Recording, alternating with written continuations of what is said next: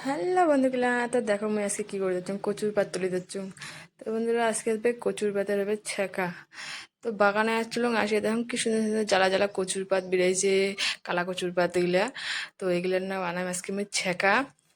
তো বন্ধুরা রাজবংশী মানুষের প্রায় কম বেশি সবাই হয়তো ছেঁকা খান। তো মুই একটু বেশি ভালোবাসি আমি ছেঁকাটা। মানে সবাই কয় যে মুই নাকি বেশি খাং, বেশি ছেঁকাটা মানে বেশি রান্না করং, সবাই আমাকে এভাবে কয়।